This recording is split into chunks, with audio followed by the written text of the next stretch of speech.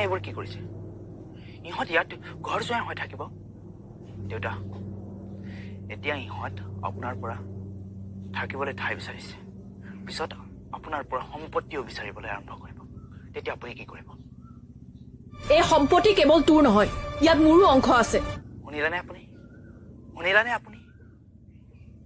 সম্পত্তি লাগে তাইক মোৰ এটা কথা মনত ৰাখিব মোৰ এই সম্পত্তিখিনিৰ যদি অকণো ইফাল সিফাল হয় তেতিয়াহ'লে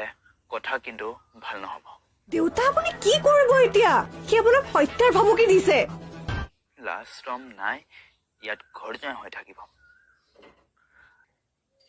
যদি লাজ ৰম থাকিলেহেঁতেন এনেকৈ ঘৰ জোৱাই হৈ নাথাকিলেহেঁতেন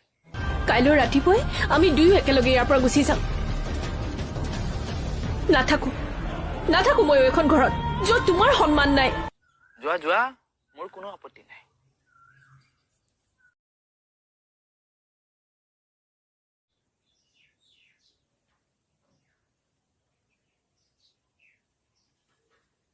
এইটো কি মাৰ্কছ নেকি ইমান কম মাৰ্কছ তোমাৰ ভাইটিও আজিলৈকে আনা নাই এইটো কি মাৰ্কছ আনিছা তুমি ফেইলটো কৰা নাই কালিৰ পৰা তুমি স্কুল যাব নালাগে কাৰণ এই মাৰ্কছত মোৰ সন্তুষ্টটো হোৱা নাই